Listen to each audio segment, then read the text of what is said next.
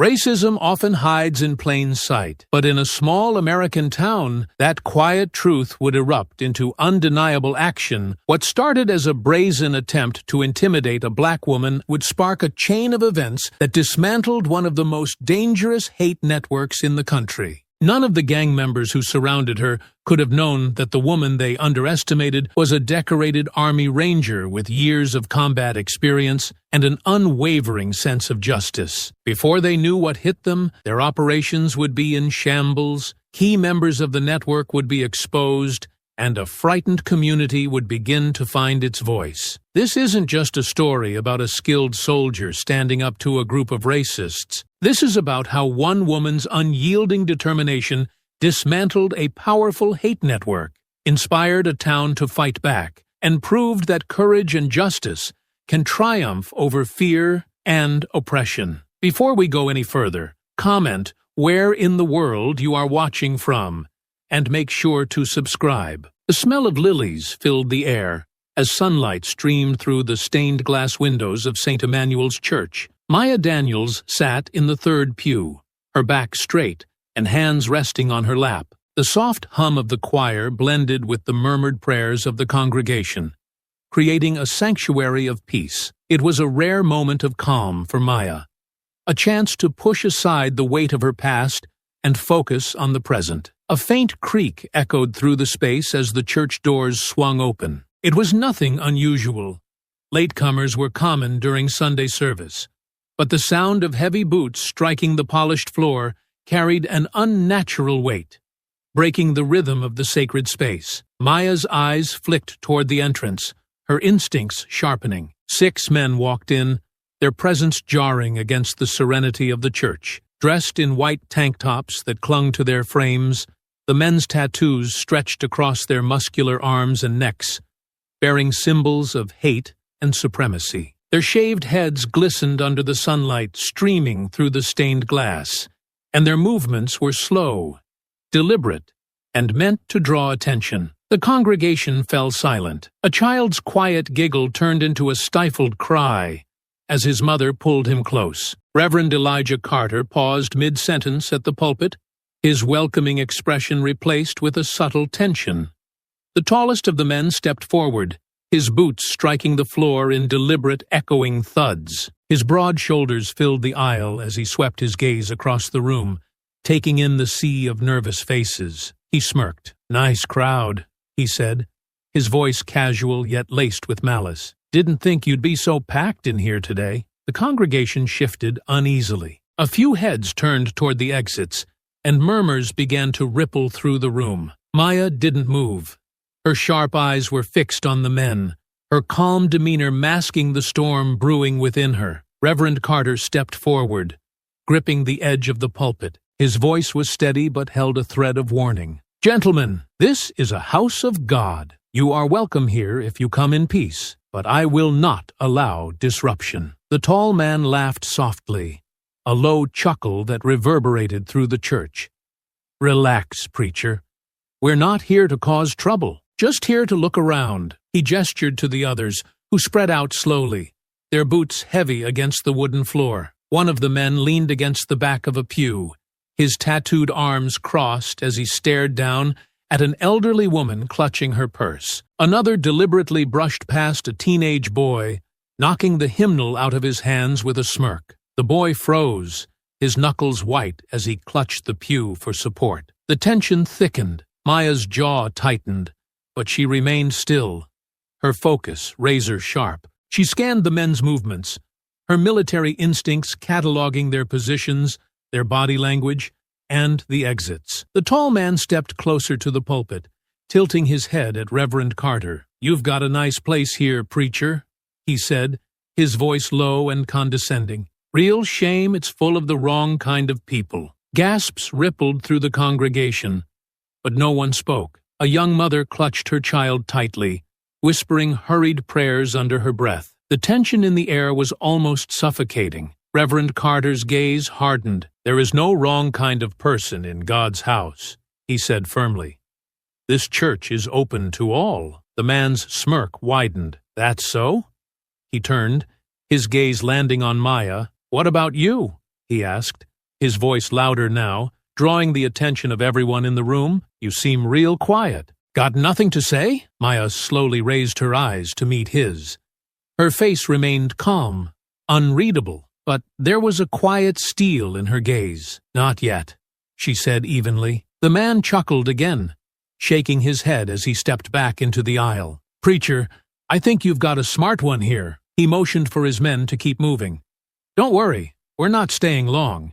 Just wanted to drop by and let you know. 2 weeks.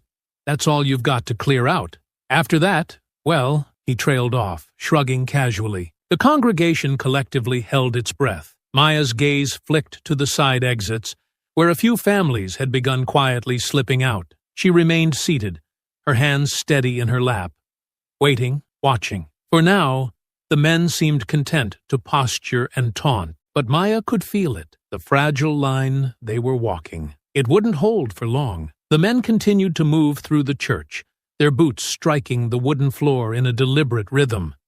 Each step was calculated to claim the space as their own, their movements slow and predatory. The congregation sat frozen in uneasy silence, their fear palpable. Reverend Carter stood firm at the pulpit, his hands gripping its edges as he addressed the church. Stay calm, everyone, he urged, his voice steady but strained. Remember, this is God's house. Let him guide us. The tall man leading the group sauntered down the center aisle, trailing his fingers along the backs of the pews as if he owned the place. He smirked, glancing at the stained glass windows, the altar, and finally at Reverend Carter. Nice setup you've got here, preacher, he said, his tone casual but dripping with disdain. Bet it cost a pretty penny. Tell me, how does a place like this stay afloat? Taxpayer dollars, maybe? A few nervous murmurs rose from the congregation, but most stayed silent, gripping their seats or whispering quiet prayers. Stays afloat through faith and hard work, Reverend Carter replied, his voice firm. We are a community, bound together by love and resilience. The man's smirk widened. Love and resilience, huh? You hear that, boys? He gestured to his group, who chuckled and exchanged looks. You feel the love in here? One of the men leaned against a pew, picking up a hymnal and flipping through it carelessly before tossing it onto the floor. Another snorted, nudging his companion. Seems like they're awful quiet for a community. One of them muttered loudly, his tone mocking. The tall man's gaze shifted, landing on Maya. Her unwavering presence in the pews stood out against the fearful congregation. He pointed at her. You've been awfully quiet, he said, his voice sharp. Not scared, are you? Maya's gaze met his, steady and calm. No, she replied evenly. Her simple answer clearly irritated him, though he hid it behind a chuckle. You've got guts. I'll give you that. You from around here? I've been here long enough, Maya replied, her tone unflinching. Before the leader could respond, a man near the back of the church stood, his voice ringing out. You don't run this town, the man said, his tone defiant. This town's done with people like you. The congregation stirred, a few murmurs of agreement rippling through the crowd. The leader's smirk twisted into a scowl. He turned sharply toward the man, his boots echoing against the floor as he approached. Oh, you've got a mouth on you, he said, his voice dripping with menace. Think you're brave, standing up like that? The man's face tightened, but he didn't back down. I think you don't belong here, he shot back, his words clear and deliberate. The tall man let out a humorless laugh, leaning in just close enough to invade the man's space. Big words for a nobody in a cheap suit, he sneered, his tone venomous. Let me tell you something, buddy. People like you talk big until someone shuts you up. You want to find out how that feels? One of his men barked out a laugh. Bet he's shaking in his boots now, he jeered, his voice carrying through the tense silence. The room fell into a stifling quiet. All eyes on the two men. Maya's gaze flicked toward the exchange, her body tensing like a coiled spring. She knew what was coming next if the leader wasn't stopped. Reverend Carter stepped in, his voice cutting through the tension. That's enough, he said firmly, his words directed at the leader. This is God's house. Intimidation and violence have no place here. The leader turned to face the reverend, his scowl deepening. "You don't get to tell me what I can or can't do, preacher," he spat. "This isn't your town anymore." Maya's jaw tightened as she watched, her mind racing. The tension in the room was on the verge of snapping, and she knew it wouldn't take much to set it off. For now, she stayed still, watching, calculating. The air in the church was thick with tension, each second stretching into an eternity. The tall man's sneer deepened as he stood inches from the defiant man in the back pew. His voice dropped to a dangerous growl. "You think you've got guts, standing up to me?" he said, his lips curling into a mocking grin. "Let me show you what happens to people who don't know their place." Before anyone could react, the leader's hand shot out, grabbing the man by the collar. Gasps rippled through the congregation as the older man struggled, his hands gripping at the leader's arm. "Let him go!" someone shouted from the pews, their voice shaky but desperate. The leader ignored them, yanking the man closer until their faces were only inches apart. "You think you're tough?" he hissed. "You're nothing.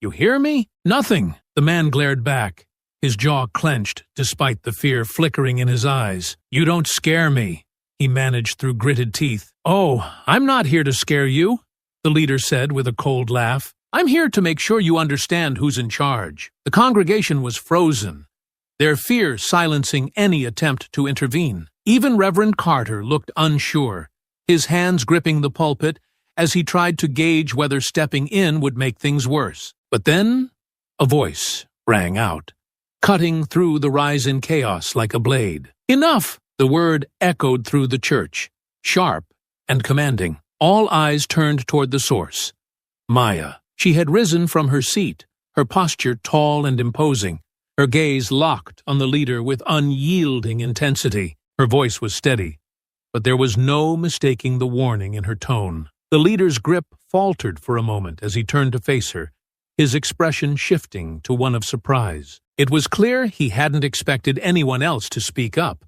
let alone a black woman standing so resolute in the face of his intimidation. "You've made your point," Maya said, her voice calm but unrelenting. "Let him go and leave." The leader's surprise quickly turned to amusement. He let out a low, mocking laugh, releasing the man's collar with a shove that sent him stumbling back into his pew. "And who the hell do you think you are?" he asked, his tone dripping with derision. Maya didn't flinch. "Someone who doesn't tolerate bullies," she replied evenly. The leader took a step toward her, his smirk returning. "You've got a big mouth for someone who's way out of her league," he said, his voice laced with malice. "Try me," Maya said, her tone cutting and deliberate. The tension in the room was electric now, the congregation holding their breath as the two locked eyes.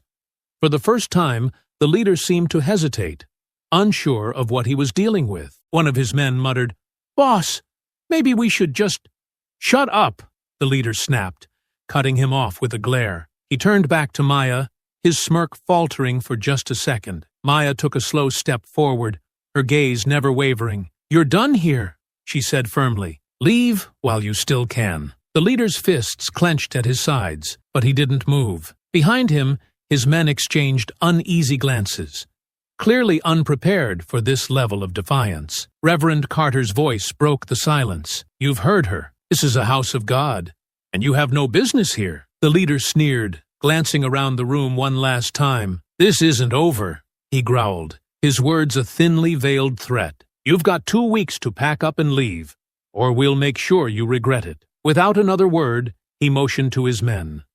Reluctantly, they followed, their heavy boots echoing as they made their way out. The doors slammed shut behind them, leaving the church in a stunned silence. Maya exhaled slowly, her fists unclenching as she turned to face the congregation. "Is everyone okay?"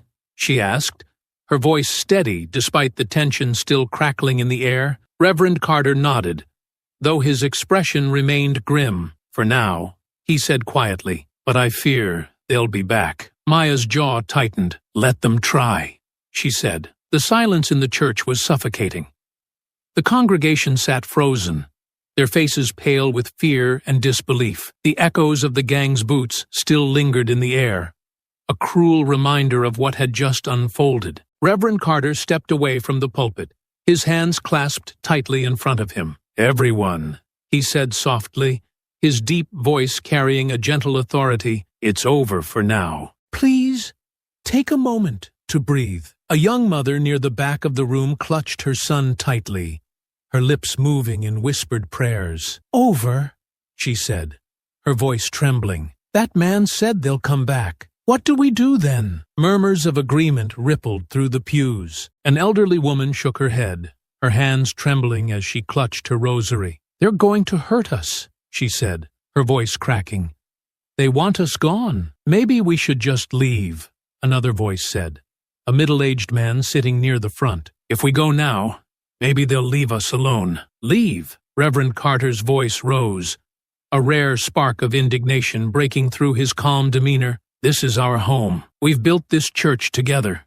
Brick by brick, we can't let fear drive us away." The man's shoulders slumped, but he didn't argue. Around him, others exchanged uncertain glances, their fear outweighing their resolve. Maya stood near the center aisle, her sharp gaze sweeping over the room. She saw the fear in their eyes, the way they avoided looking directly at her, as though they didn't know what to make of her defiance. "They're cowards," Maya said, her voice cutting through the murmurs. "Every single one of them. They only have power if you give it to them." Heads turned toward her, some hopeful, others skeptical. The young mother clutched her son tighter. "You saw what they did," she said, her voice shaking. "They grabbed Mr. Jenkins like he was nothing. They're not just cowards. They're dangerous." "They are dangerous," Maya agreed, her tone steady. "But that doesn't mean they're unstoppable. They rely on fear to control you. If you let them scare you into running, they've already won." An older man near the back frowned. "Easy for you to say," he muttered. "You're not the one they're coming after next." Maya turned to face him fully, her eyes narrowing slightly. "They're coming after all of us," she said firmly. "Today, it was the church. Tomorrow it could be your house, your business, your family. They won't stop until we stand up to them." The room fell silent again, her words hanging heavily in the air. Reverend Carter cleared his throat, stepping closer to Maya. "Maya is right," he said, though his voice carried a note of uncertainty. "We cannot let them bully us into leaving, but we also must be careful. These men are violent. We need to protect ourselves and each other." A younger man near the middle of the room raised his hand slightly, his expression hesitant. "What about the police?" he asked. "We should report this." "The police?" someone else scoffed. "You think they'll do anything?" Half of them probably agree with those men. The room erupted into murmured arguments, fear and frustration bubbling to the surface. Maya raised her hand, silencing the room with a sharp motion. "We report it," she said. "Even if the police don't act, it creates a record. It shows we're not going to stay silent." Reverend Carter nodded. "She's right. I'll make the call myself." "Calling them won't stop those men from coming back," the elderly woman said, her voice breaking. "What if they bring more next time? What if they—" "They won't bring more," Maya interrupted, her voice cold and certain. "Bullies don't escalate unless they think they're still in control. The only way they come back stronger is if they believe you'll roll over." The congregation exchanged uneasy glances.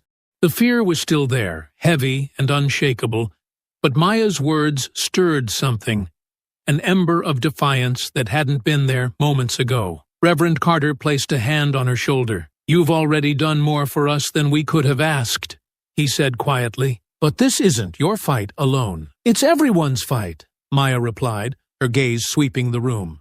"And I'll see it through to the end. But I need all of you to stop thinking about what might happen if you stand up and start thinking about what will happen if you don't." The room was silent again, but the fear wasn't as stifling. The congregation was still shaken, still unsure. But Maya had planted a seed. "Go home for now," Reverend Carter said after a long pause. "We'll come together again soon, and we'll decide how to move forward." One by one, the congregation began to leave, their movements slow and reluctant. Maya stayed behind, standing by the pulpit as she watched them go. Reverend Carter turned to her, his expression heavy with gratitude and concern. "I don't know how we'll face this," he admitted, "but I'm glad you were here today." Maya nodded, her jaw tight. "So am I," she said, but her mind was already racing, calculating the next steps. This wasn't over, not by a long shot. The sun was dipping low, casting long shadows across the nearly empty parking lot of St. Emmanuel's Church. Maya Daniels walked briskly toward her car, her senses sharp despite the stillness. The faint rustle of leaves and chirp of crickets filled the air, but her instincts told her she wasn't alone. The crunch of boots on asphalt broke the quiet, sending a ripple of tension down her spine. Slowly, she turned, her sharp eyes locking onto 6 familiar figures stepping out from the shadows. It was them. The leader of the gang stood at the front, his broad shoulders illuminated by the flickering glow of a nearby streetlight. His white tank top clung to his frame, his arms inked with menacing symbols. Behind him, his men fanned out, forming a loose semicircle as they approached. "Well, well," the leader said, his voice dripping with mockery. "If it isn't little Miss Mouthy, thought you could just walk out of here like nothing happened?" Maya turned fully, keeping her back to her car. Her expression remained calm, her voice measured. "You don't seem to know when to quit," she replied. The leader's smirk widened, his teeth yellowed under the dim light. "Quit? We're just getting started." His boots scraped against the asphalt as he took a deliberate step closer. "You made a fool out of me in there, and I don't let that slide." One of the younger men laughed, his voice sharp and grating. "She's just a girl," he said, leaning against a nearby lamppost. "Probably thinks she's tough, 'cause she can yell loud." Another chimed in, his tone dripping with disdain. "Yeah, what are you gonna do, huh?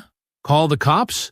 Pretty sure they won't be rushing out here for someone like you." The group burst into laughter, the sound echoing through the lot. Maya's gaze didn't waver. When the laughter died down, she stepped forward slightly, her posture deliberate and commanding. "A girl, huh?" she said, her voice calm but sharp. "That should scare you even more." The leader's smirk faltered, confusion flashing across his face. "What the hell's that supposed to mean?" Maya took another step forward, closing the gap between them. "It means that as a girl, I did what most of you could only dream of. I made it through Ranger School. I trained with the best. I fought alongside the best. And I won't let a pack of cowards with too much mouth and not enough brains intimidate me." The youngest member of the gang shifted uneasily, his bravado cracking. "She's bluffing," he muttered, though his voice lacked conviction. "Am I?" Maya asked, her tone cutting through the night like steel. Her gaze swept over them, unflinching. "You want to find out?" The leader's face twisted into a sneer. "You think your fancy training matters out here?" he snarled. "This isn't a battlefield, lady. You're outnumbered 6-1. Let's see how tough you really are without your guns and your army buddies." One of the men barked out a laugh, stepping closer. "Yeah, let's see if all that ranger talk is just hot air." Maya didn't move, her calm exterior betraying none of the tension coiling within her. "You think the odds matter to me?" she said, her voice low and deliberate. "The only thing that's gonna matter in the next 5 minutes is how fast you can run once you realize you've made a mistake." The group's laughter faltered, replaced by uneasy glances and muttered curses. But the leader wasn't backing down. He stepped closer, his fists clenched, his teeth bared in a snarl. "You've got a big mouth," he growled, "and I'm gonna shut it for good." The tension in the air was electric, the fragile thread of control ready to snap. Maya's stance shifted slightly, her body poised like a spring. Her sharp gaze darted between them, calculating angles, distances, and movements. "Come on, then," she said, her voice quiet but razor-sharp. "Let's see what you've got." The leader's lips curled into a snarl as he lunged forward, and the others followed, their heavy boots pounding against the asphalt. Maya sidestepped effortlessly, her movements fluid and precise. She twisted, delivering a sharp elbow strike to his ribs that sent him staggering back with a grunt. "You're faster than you look," the leader spat, clutching his side, his expression twisted with anger and surprise. Two more gang members surged forward, emboldened by their leader's attack. Maya's body shifted, her instincts taking over. The first came at her from the left, swinging a haymaker aimed at her head. Maya ducked low, her foot snapping out in a sweeping kick that knocked his legs out from under him. He hit the asphalt hard, a groan escaping his lips as he clutched his back. The second man hesitated for half a second before charging. Maya moved like lightning, stepping into his swing and catching his wrist. With a swift twist, she disarmed him, his fist opening reflexively. A sharp knee to his stomach doubled him over, and Maya followed it with an upward strike to his jaw, sending him sprawling. The remaining four men froze, their earlier bravado replaced with uncertainty. The youngest member stepped back, his eyes darting between Maya and the two groaning men on the ground. "What the hell?" he muttered, panic creeping into his voice. The leader snarled, waving the others forward. "Don't just stand there. Get her!" Maya exhaled sharply, her stance shifting as the remaining men circled her.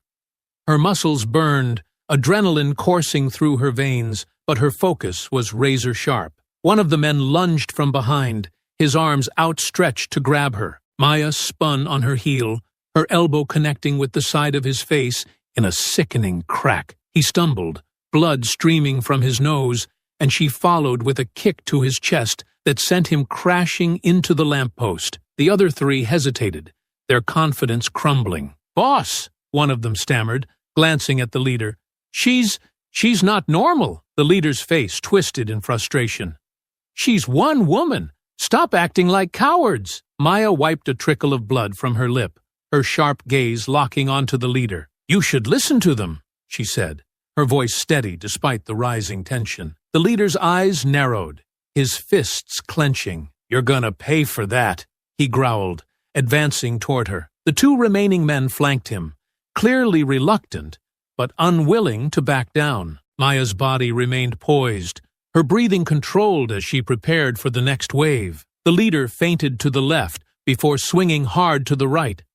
Maya caught his wrist mid-swing, twisting his arm and slamming her knee into his stomach. He gasped, doubling over, but managed to shove her backward. Before she could regain her footing, one of the other men took advantage of the opening. His fist connected with her shoulder, sending a sharp jolt of pain radiating down her arm. Maya gritted her teeth, stepping into the attack and driving her forearm into his throat. He staggered back, choking and clutching his neck. The youngest member of the gang stood frozen, his wide eyes darting between the chaos and the exit. He took a shaky step back, muttering under his breath, "This isn't worth it. Don't even think about it." The leader barked, straightening with a wince. "We're not done yet." Maya's chest rose and fell steadily as she assessed the situation. The fight was far from over, but the gang's resolve was cracking. Maya's breaths came steady, her body tense and ready as the remaining gang members circled her. The leader wiped blood from the corner of his mouth, his expression dark with fury. "You're tough. I'll give you that," he spat, his voice low and venomous. "But you're not walking out of here without learning your place." One of the men lunged from the side, his movements more frantic than strategic.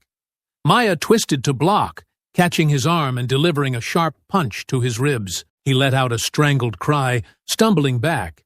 But another gang member was already charging her blind spot. The blow came hard, a fist slamming into her side.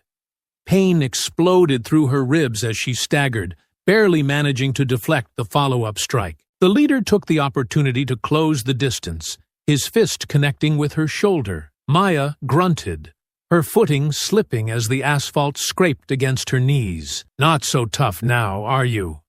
The leader snarled, looming over her. Maya's eyes burned with defiance. She planted her hands on the ground and pushed herself up, ignoring the sharp ache in her ribs. "I've been through worse," she said, her voice steady despite the pain. Her words seemed to enrage him further. He swung again, but this time she was ready. Maya ducked, her fist driving into his stomach with brutal force. The leader stumbled back, his expression twisting in pain and disbelief. Before she could press her advantage, another gang member barreled into her, knocking her against the side of her car. The impact left her winded, her vision momentarily blurring. "She's not invincible," one of them shouted, emboldened by the hit. Maya gritted her teeth, shaking off the daze as the man came at her again.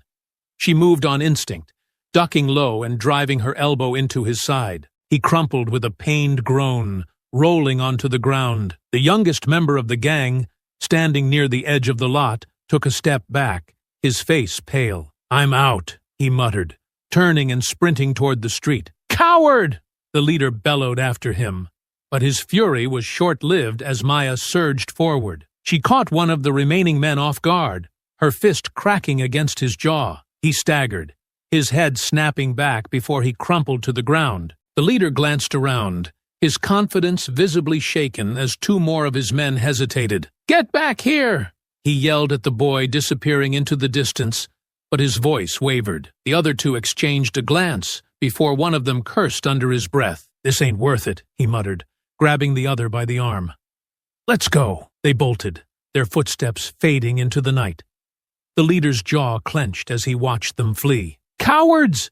he spat, turning his glare back to Maya. She was battered, her movements slower, but the fire in her eyes hadn't dimmed. "You're on your own now," Maya said, her voice cold and sharp. The leader's expression twisted with rage, and he lunged at her with a wild swing. Maya sidestepped, but the pain in her ribs slowed her enough for his fist to graze her shoulder. She gritted her teeth, retaliating with a brutal knee to his stomach. He doubled over, gasping for air, but he wasn't finished. With a desperate growl, he grabbed her arm, trying to wrestle her to the ground. Maya countered, shifting her weight and driving him back into the side of her car. The leader groaned, his strength faltering as he slumped against the vehicle. Maya stepped back, her chest heaving as she surveyed the aftermath. The parking lot was littered with groaning bodies and discarded bravado. The leader, clutching his ribs,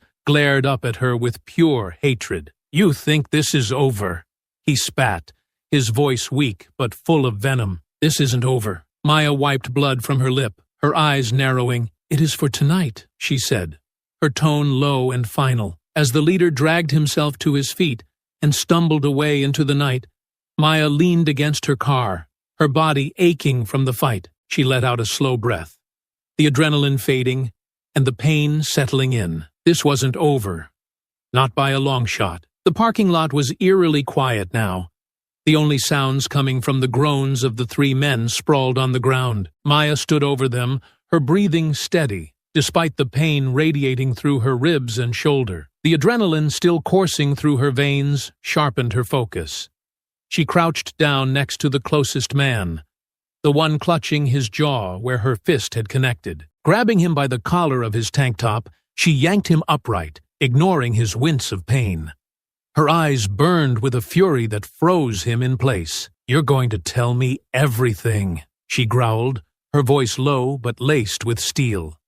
"Who sent you? What's your plan?" The man tried to avert his gaze, mumbling something under his breath. Maya tightened her grip, her voice rising to a shout. "Look at me!" His head snapped up, fear flashing in his eyes. "I don't know anything," he stammered. "It was just Travis's idea." "Don't lie to me," Maya snapped, shaking him hard enough to make his teeth clatter. "You think I don't know how to tell when someone's hiding something? You picked the wrong person to mess with." The other two men watched in stunned silence, their earlier bravado shattered. One of them, the younger of the pair, began to crawl backward, trying to distance himself from Maya's wrath. "Don't even think about running," she said sharply, her voice cutting through the stillness. "Unless you want to be the next one I drag back here." The younger man froze, his eyes wide as he nodded quickly. "I'm not going anywhere." Maya turned her attention back to the man in her grasp. "Talk!" she barked.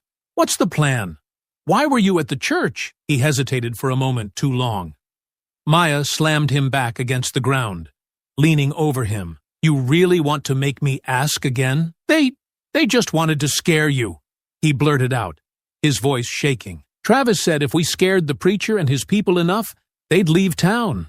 That's all I know, I swear." Maya's eyes narrowed. "And how were you planning to scare us?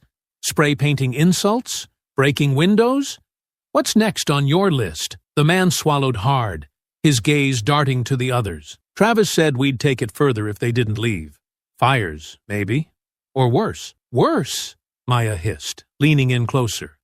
What does that mean? The man shook his head frantically, his face pale. I don't know. I just know he said we'd make it clear this town isn't for them. Maya let go of him abruptly, letting him slump back to the ground. She turned her attention to the younger man, stalking toward him. He scrambled to sit upright, holding his hands out defensively. Names, she demanded. Who's in your group? How many of you are there? I don't know all of them, he stammered. But there's like 20, maybe more. Travis knows them all. He's got connections to other groups, too. Other towns. They all work together sometimes. Maya's jaw tightened, her mind racing. Other towns? She repeated, her voice dangerously quiet. Yeah, the man said, nodding quickly. Travis talks about it all the time. Says we're part of something bigger. Some network or something. They share money, resources, plans. He said we could clear out anyone we didn't want and make places like this ours again. Maya's fists clenched at her sides. Her mind flashed back to the terrified faces of the congregation, the cries of children as the gang stormed into the church. This wasn't just a local problem. It was systemic, calculated, and far-reaching. She crouched down in front of him, her face inches from his. Where's Travis going? She asked, her voice low and dangerous. I don't know, he said quickly, his hands trembling. He doesn't tell us where he goes, but he talks about safe houses, places he can lay low if things go bad. Where? Out of town. I think there's one in Hillsboro, another one in the woods outside Springfield. That's all I know, I swear. Maya studied him for a long moment, her piercing gaze holding him in place. Finally she stood, her chest heaving as she processed what she'd learned. You've got two options, she said coldly, her voice carrying over the quiet parking lot. You can take this information to the cops and turn yourselves in, or I'll find you again.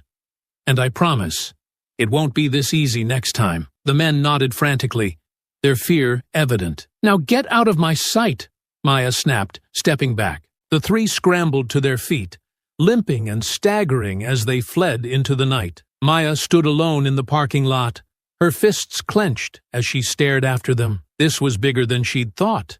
But she wasn't backing down. If Travis and his network thought they could terrorize communities unchecked, they were about to learn just how wrong they were. The drive home was agonizing.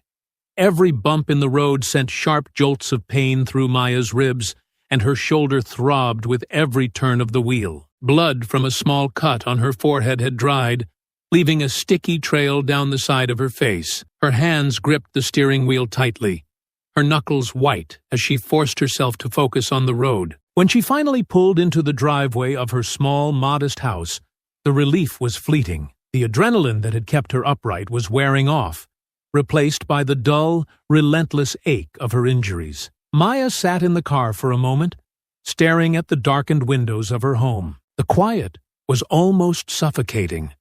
With a deep breath, she pushed the door open and climbed out, each movement sending fresh waves of pain through her battered body. She limped toward the door, her legs heavy, her breaths shallow. Once inside, she locked the door behind her and leaned against it, closing her eyes for a moment. Her mind raced with the information she'd extracted from the gang members. Travis and his network weren't just a local problem.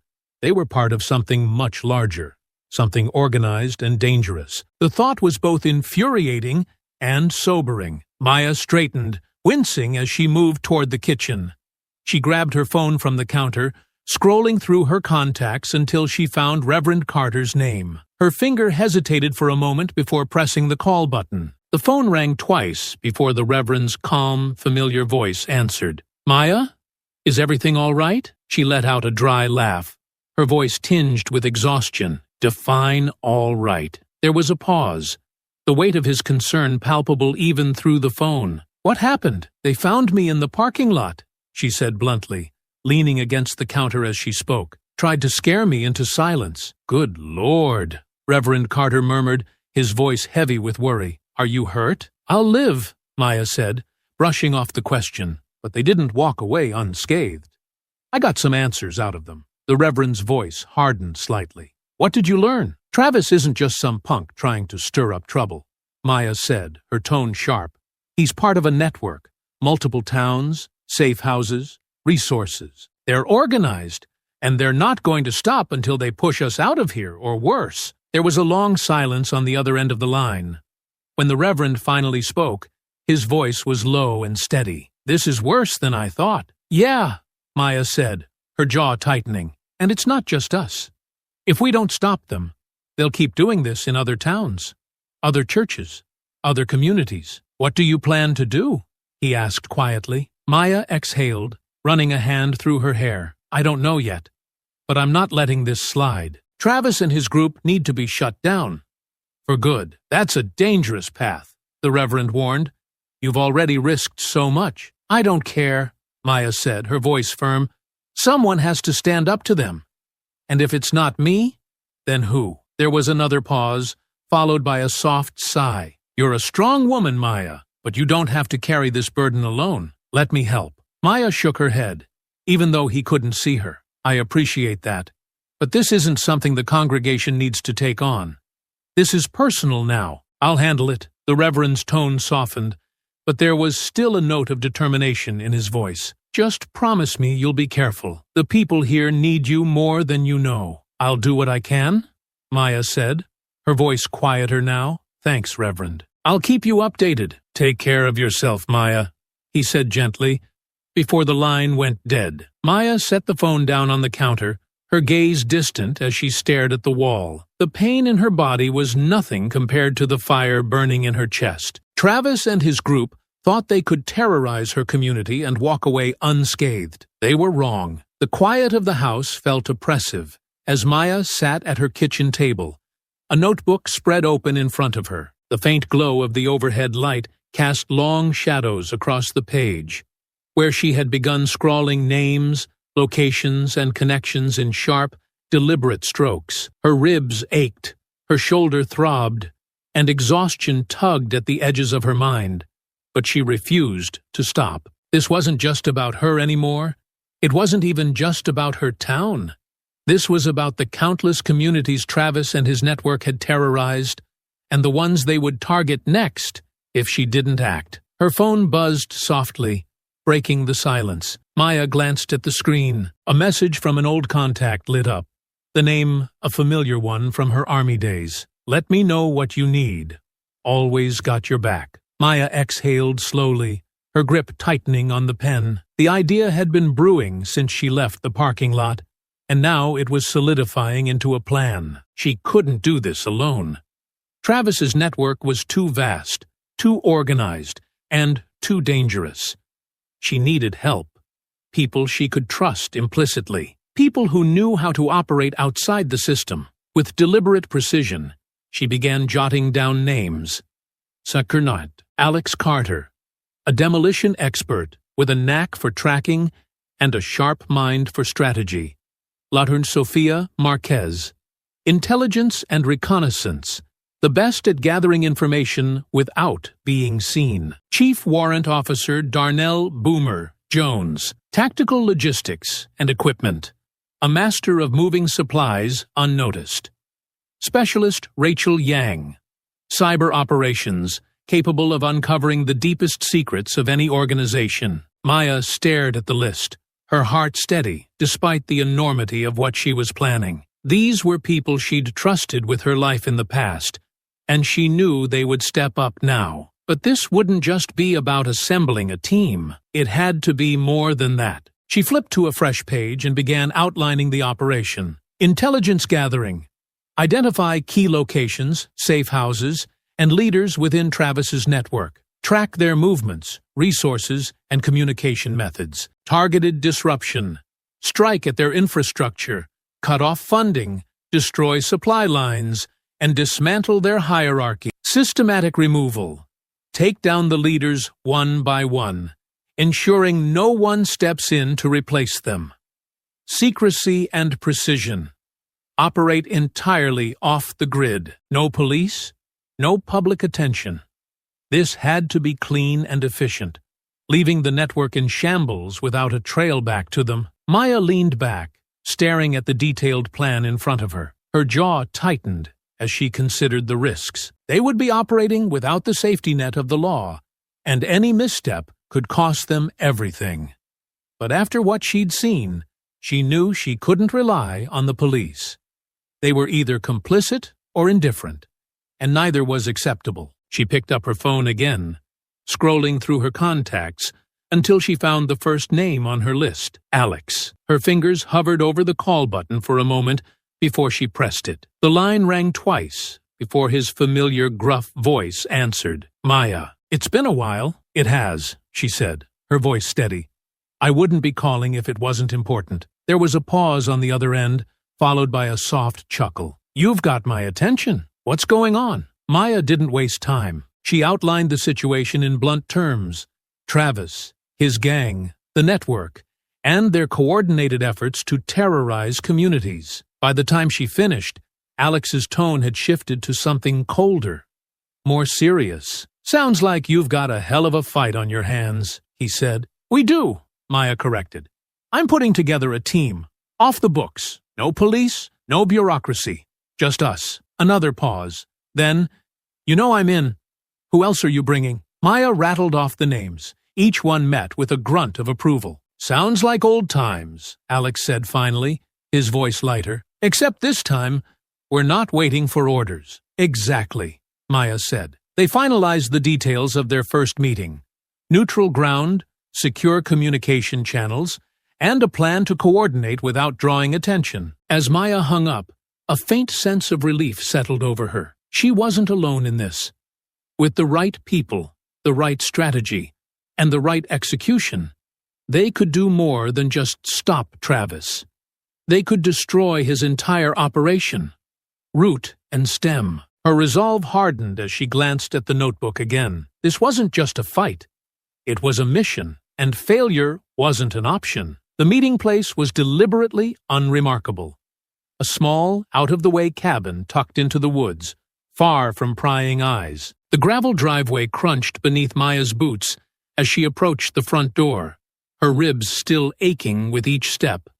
A faint light spilled through the drawn curtains, and she could hear the low murmur of voices inside. Maya pushed the door open and stepped in. The room fell silent as 4 familiar faces turned toward her. Sergeant Alex Carter stood by the window, his tall, broad frame backlit by the glow of the lamp. His sharp eyes immediately scanned her, lingering on the bruises and cuts that marred her face. "You look like hell," he said, his tone neutral but laced with concern. "Nice to see you too, Alex," Maya replied dryly, shutting the door behind her. Sitting at the table was Sophia Marquez, her short, jet-black hair as sharp as her gaze.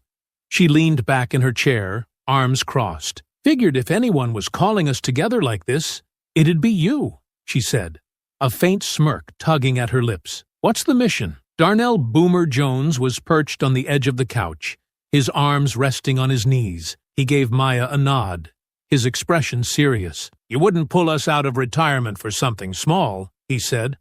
"So let's hear it." Rachel Yang sat at the table with a laptop open in front of her, her fingers idly tapping on the keyboard. She glanced up, raising an eyebrow. "And here, I thought you'd disappeared into suburbia," she said, her tone light.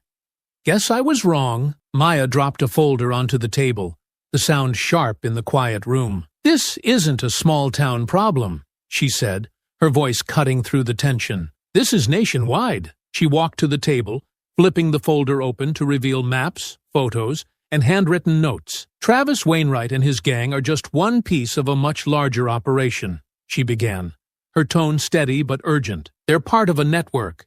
Hate groups spread across the country, working together to terrorize communities like ours. They're organized, they're funded, and they're dangerous." Sophia leaned forward, her smirk fading. "How dangerous are we talking?" "They've driven people out of towns with threats, violence, and arson," Maya replied. "They're targeting black communities, immigrant families, anyone they see as other. And they're not stopping." Boomer exhaled sharply, his jaw tightening. "How big is this network?" "I'm still piecing that together," Maya admitted. "But it's bigger than we thought. They've got safe houses, supply lines, and connections to similar groups in other states. Taking them down isn't going to be easy, which is why we're here, Alex said, his tone grim. We've done this before. We know how to dismantle an operation like this, but without the support of the law, Rachel added, her eyes narrowing. That's going to complicate things. Maya met her gaze. We can't rely on the police, she said firmly. They're either turning a blind eye or outright complicit. This has to stay off the books. No paper trail, no leaks. We act quickly, quietly, and decisively. Sophia tapped her fingers on the table, her expression thoughtful. What's the plan? Maya pointed to the map spread out before them. We start by gathering intel. Travis is in hiding, but his men gave me enough to work with. Safe houses in Hillsborough and Springfield. Rachel, I'll need you to dig deeper into their communication channels and funding. Find out who's backing them. Rachel nodded, her fingers already flying across the keyboard. Sophia, I need eyes on those locations. Figure out who's there, how many, and what they're guarding. Boomer, we'll need equipment. Vehicles, surveillance gear, anything you can scrounge up without drawing attention. And me? Alex asked, crossing his arms. You're with me, Maya said, her tone leaving no room for argument. We'll lead the strikes. Once we know where to hit, we dismantle them piece by piece, cut off their funding, destroy their safe houses, and take out their leaders. The room was silent for a moment, as the weight of her words settled over the group. Then Boomer stood, his expression resolute. You know I'm in, he said. Whatever it takes. Sophia smirked faintly. It's not like I can say no to a challenge like this. Count me in.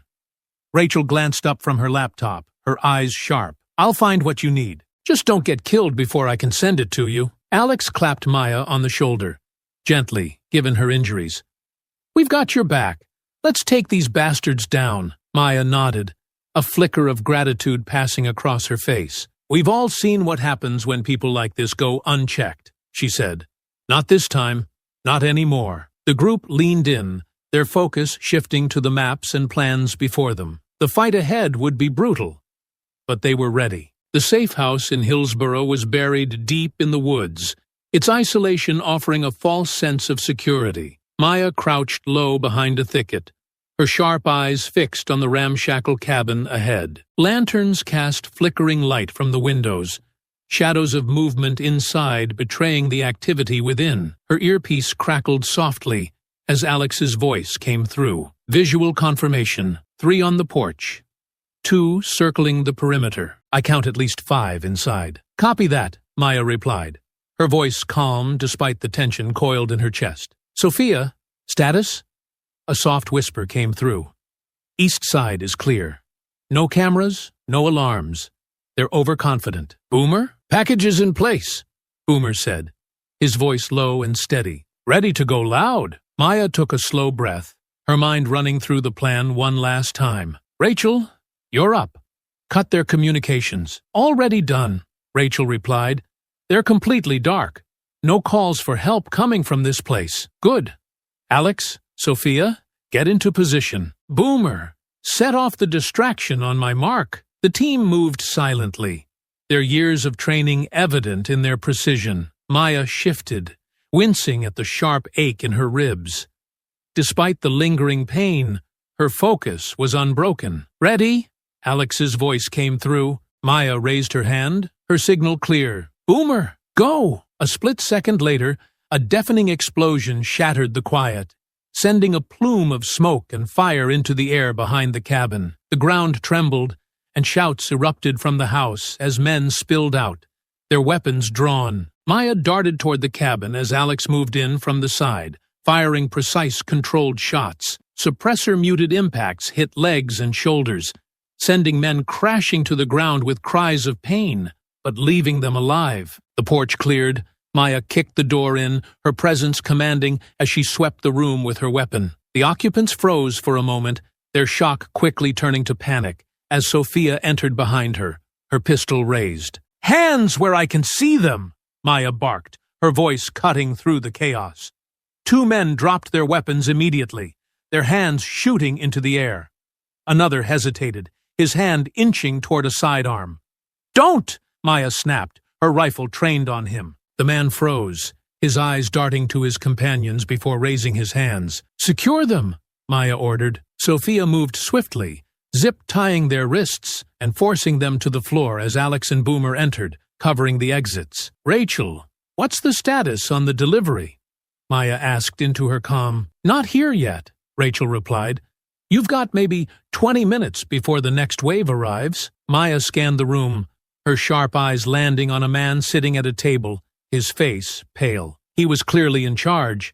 His panicked gaze darted between Maya and the scattered documents on the table. She strode toward him, grabbing him by the collar and pulling him to his feet. "Where's Travis?" she demanded. I don't know," the man stammered, his voice shaking. Maya slammed him back into the chair, her voice rising. "Don't lie to me. He left here for a reason. Where is he heading?" The man swallowed hard, sweat beading on his forehead. "Springfield," he choked out. "He's meeting some people there. Higher-ups. That's all I know." "Who's funding you?" Maya pressed, leaning closer. "I don't know names," he said quickly. "They're rich guys, out of state. They send money through shell companies. Travis handles all of that." Maya's jaw tightened as she processed the information. She turned to Alex. "Search the place. Get anything that looks useful. Documents, hard drives, whatever you can find." Sophia's voice crackled through the comms. "Perimeter's clear. No sign of reinforcements yet." "Good," Maya said, turning back to the man. "You've got one chance to walk out of here in one piece. Cooperate with the authorities when they come. If you lie, I'll find you again.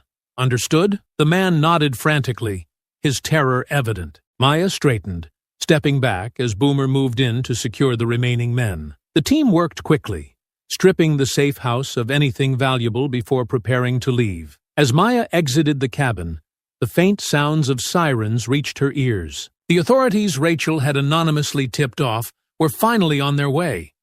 She didn't look back as the team disappeared into the woods, leaving the chaos behind.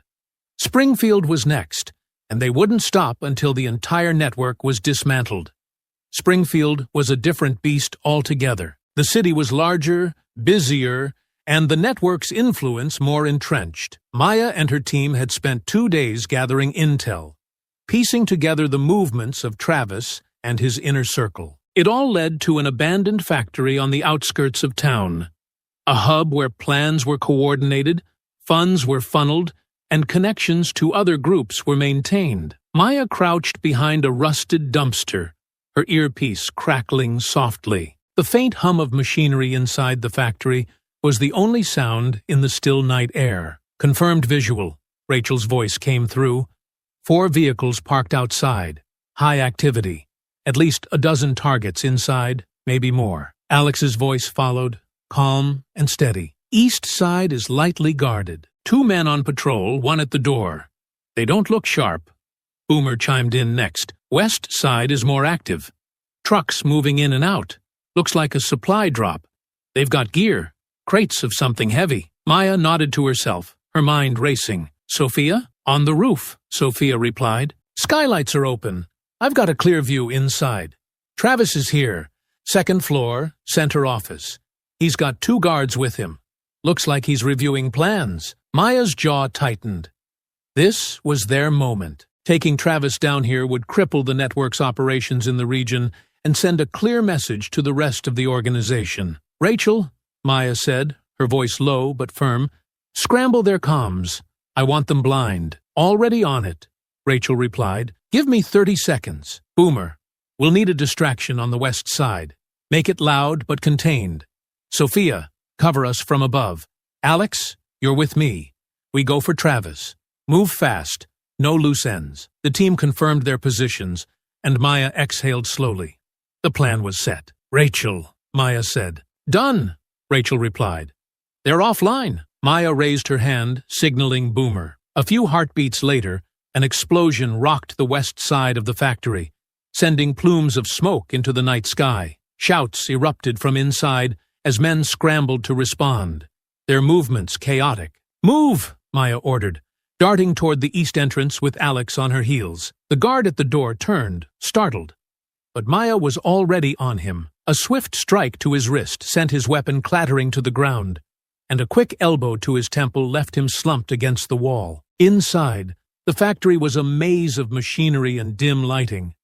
Men shouted orders, their footsteps pounding on the metal walkways as they rushed toward the west side. Maya and Alex moved quickly and quietly, taking out 2 more guards with precise, non-lethal strikes before ascending the stairs to the second floor. "Sophia," Maya said into her comm, her voice barely a whisper. "Status?" "Clear," Sophia replied. "Travis is still in the office. He's armed but distracted. Now's your chance." Maya and Alex reached the door, their backs pressed against the wall. Maya held up 3 fingers, counting down silently. 3, 2, 1. She kicked the door open, her weapon trained on Travis and his 2 guards. "Hands where I can see them," she barked, her voice echoing in the small